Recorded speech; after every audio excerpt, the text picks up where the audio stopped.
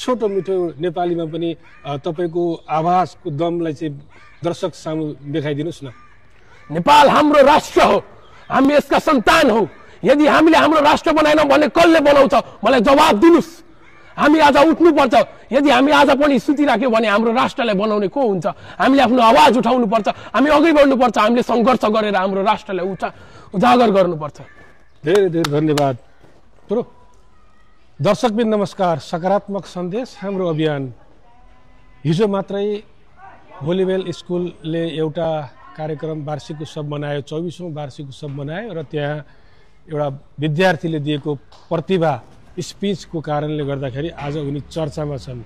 आज हामी यसै स्कुल होलीवेल स्कुलमा आइपुगेका छौँ र भाइसँग उनको प्रतिभाको बारेमा बुझ्ने प्रयास गर्नेछौँ र भाइलाई म हाम्रो मिडियामा हार्दिक स्वागत गर्न चाहन्छु। उहाँ हुनुहुन्छ आविष्कार राउत र उहाँ कक्षा 10 मा अध्ययन हुनुहुन्छ। तपाईलाई हाम्रो मिडियामा स्वागत छ। तपाईले हिजो मात्रै अपलोड भएको भिडियो है नेपाल र नेपाल बाहिर चारैतिर आज चर्चामा छ। यो भिडियो यसरी चर्चामा आउला भन्ने लागेको थियो? हजुर, सुरुमा त नमस्कार सबैलाई।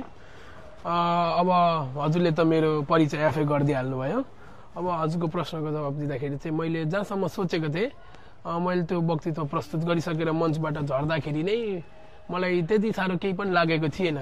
सबजना चकित हुनुहुन्थ्यो त्यो वक्तृत्व देखेर, तर मैले जहाँसम्म जस्तो अहिले वातावरण बन्यो त्यसले जस्तो प्रभाव पारो त्यो चाहिँ मैले सोचेको थिइनँ। हजुर, पक्कै पनि त्यो भिडियो छायाङ्कन गर्ने व्यक्ति म आफै भएको कारणले गर्दाखेरि छायाङ्कन गर्दै जाँदाखेरि तपाईँको हाउभाउ र त्यो जुन स्पिच बोलेको अङ्ग्रेजीका शब्दहरू केही बुझ्न सके तापनि नसके तापनि यो भिडियो पक्कै पनि यसले एउटा सकारात्मक सन्देश दिन्छ र भाइको जुन हाउभाउलाई चाहिँ मैले त्यति बेला नै मूल्याङ्कन चाहिँ गरेको थिएँ। र अब तपाईँको यो स्पिचको बारेमा बुझ्न चाहन्छु। यो स्पिचको कन्सेप्ट तपाईँलाई चाहिँ कसरी आयो? खास गरी भन्नुपर्दाखेरि अब स्पिचबाटै थाहा नै हुन्छ मलाई मेरो देशप्रति अत्यन्तै माया छ भनेर। अब त्यही हेर्दै जाने हो भन्दाखेरि चाहिँ मलाई पहिलेदेखि नै वक्तृत्व प्रस्तुत गर्नमा धेरै रुचि थियो, मैले धेरैचोटि गरेको पनि छु। अनि त्यसै गर्दा मलाई अब हाम्रो वार्षिक उत्सव हो, म कक्षा 10 मा अहिले म अध्ययनरत छु, जाने समय पनि भएको छ। अनि हाम्रो सरले जाँदाखेरि छाप छोडेरै जानु भनेर मलाई सन्देश दिनुभएको थियो सरले। अनि मैले त्यही भनेर सोचेको थिएँ। अनि मैले रातोरात यो वक्तृत्व तयार गरेर आफैले लेख्नुभयो? त्यो आर्टिकल तपाईँले आफै लेख्नुभयो र आफै राति लेखेर त्यो यसको बारेमा साथीभाइहरूलाई पनि सायद थाहा छैन होला? हजुर, मदेखि उहाँहरूले वक्तृत्व आउँछ भनेर आश्चर्य गर्नुभएको थियो। हजुर, म गरिरहेको छु, त्यसैले आश्चर्य गर्नुभएको थियो, तर यस्तोसम्मको आउँछ भनेर मलाई पनि आश थिएन। त्यो जुन पावर छ नि तपाईँलाई, त्यहाँ हामीले हालेका भिडियोहरूमा चारैतिर फैलिएका भिडियोमा तपाईँलाई एउटा सानो नेपालको चाहिँ डोनाल्ड ट्रम्प पनि भनेका छन् है। अब तपाईँको जुन भोइस अर्को एउटा प्रतिक्रिया कस्तो आएको छ भने यो WWW रेसलिङ छ नि, त्यो रेसलिङमा बोल्ने एउटा एङ्करिङ पनि भनेका छन्। हजुर, पल। अब यो दुईटै कुरा आइराख्दाखेरि होइन तपाईँ आफूले आफूलाई चाहिँ कस्तो महसुस गर्नुभयो? केबाट चाहिँ प्रेरित हुनुभयो तपाईँ?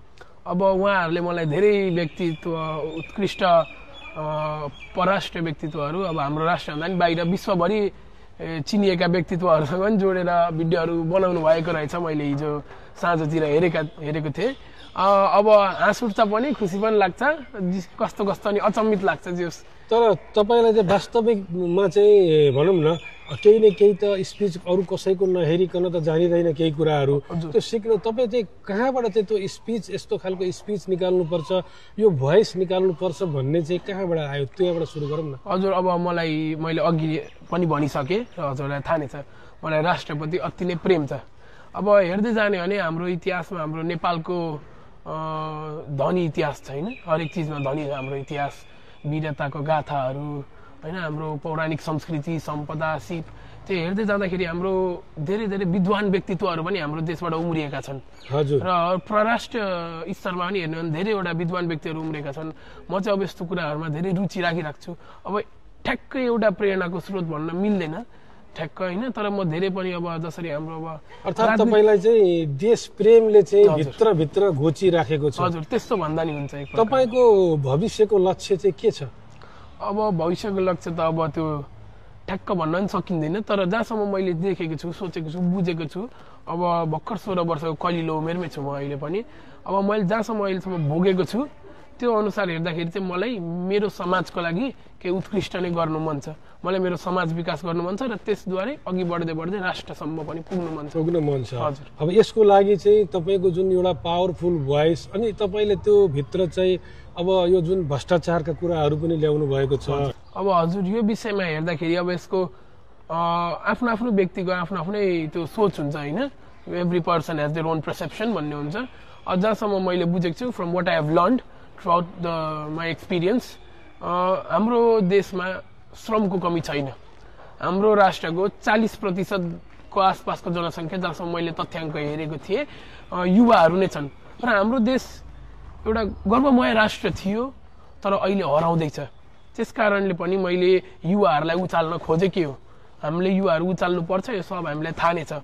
अनि त्यसै गरी अब भ्रष्टाचारको कुरामा आउने भने त अब हामीले थाहा नै छ, अलिक लाजमर्दो नै छ हाम्रो देशको अवस्था। त्यो कुरामा हेर्ने हो भने अब व्यक्तिले मलाई के भन्ला, त्यो भिडियो हेरेर कतिले नराम्रो भन्ला, त्यसको बारेमा म धेरै सोचिदिनँ पनि। किन अर्थात् अब भोलिका दिनमा चाहिँ एउटा राजनीतिमा पनि यहाँले आउने एउटा सोच बनाउनु भएको छ, जुन देशमा हाम्रो देशमा भइरहेको अहिलेको अवस्था र व्यवस्था र जुन प्रधानमन्त्री जस्तो पदमा पनि एउटै व्यक्ति बारम्बार दोहोरिएर आउने क्रम परिरहेको बेला यहाँले चाहिँ एउटा भित्रैबाट चाहिँ भोलिका दिनमा चाहिँ म केही गर्छु भन्ने एउटा आँट र जोस चाहिँ छ।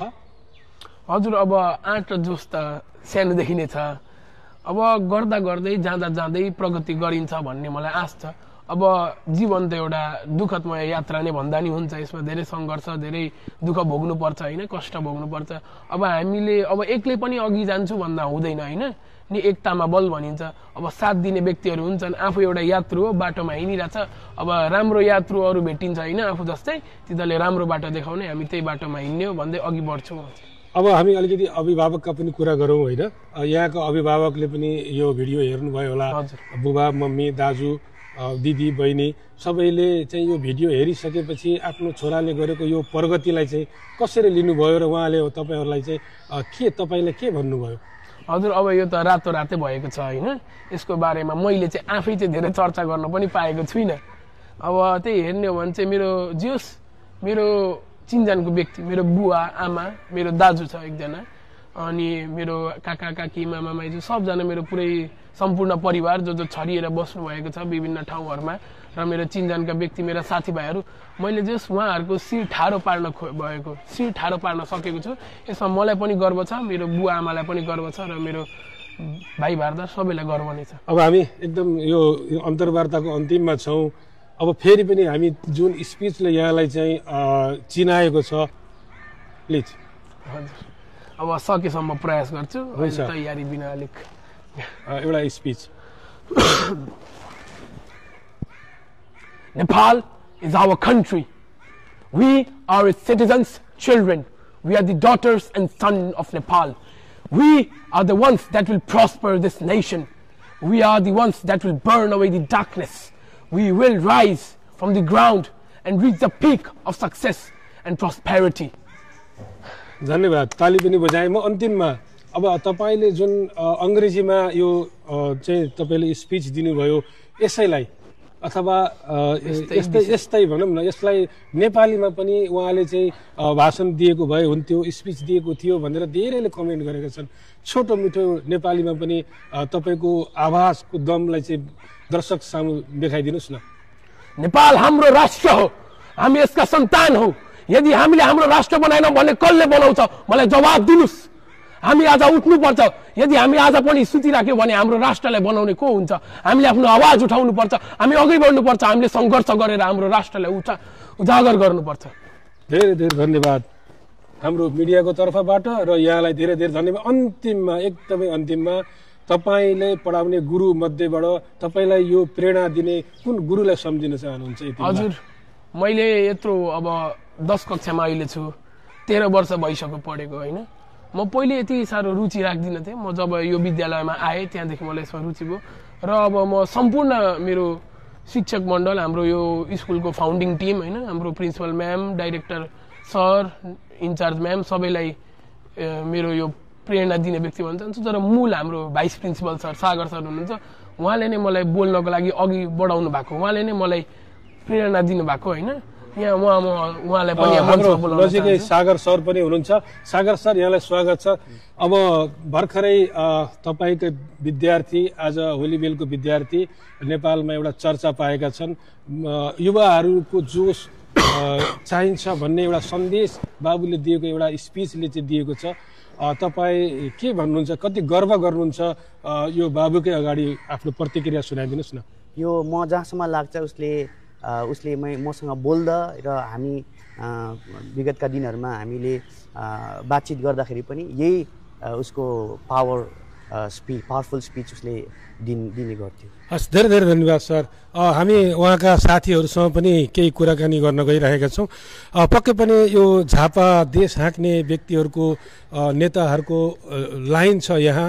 केपी ओली, विश्वप्रकाश जस्ता नेता, राजेन्द्र लिङ्गदेन जस्ता नेताहरू पनि यही झापाली माटोमा जन्मिएका छन्। उही भाइ पनि यही झापाको माटोबाट चाहिँ आफ्नो आवाजलाई तिखारी राख्दाखेरि आज हामी उहाँका साथीहरूसँग पनि हामी कुराकानी गर्न चाहन्छौँ। तपाईँको साथी प्रिय आविष्कारले चाहिँ भर्खरै मिडियामा एउटा ट्रेनिङमा पुगिसक्नु भएको छ र देश विदेशमा एउटा चर्चामा आउनुभएको छ। एक शब्दमा भन्नु पर्यो भने कति प्राउड गर्नुहुन्छ? खुसी लागिरहेछ आफ्नो साथीको मेहनत, आफ्नो साथीको परिश्रमले गर्दा ऊ धेरै फेमस भएको छ। तपाईँ के भन्नुहुन्छ? मलाई धेरै खुसी लागिरहेछ। ऊ पहिल्यैदेखि यस्तै थियो अनि हजुर स्पिचहरू राम्रै थियो। क्लासमा पनि तपाईँहरूसँग यसरी अङ्ग्रेजीमै स्पिच दिने गर्थे? हजुर हजुर, अङ्ग्रेजी। त्यति बेला तपाईँहरूले केही अनुमान गर्नुभएको थिएन? थिएन त्यस्तो चाहिँ। आज आविष्कार यसरी पपुलर हुन्छ भन्ने लागेको थियो यहाँलाई? लाग्न त लागिरहेछ। हजुर, उनको स्पिच धेरै राम्रो छ। अरू योभन्दा पनि अझै बढ्छ भनेर लागिरहेछ। ल, होलीको दिन यहाँले हामीलाई समय दिनुभयो। यति भन्दै म विजय बराल पनि आजको यस कार्यक्रमबाट बिदा माग्दछु। हस्त नमस्कार। जय होली। जय होली।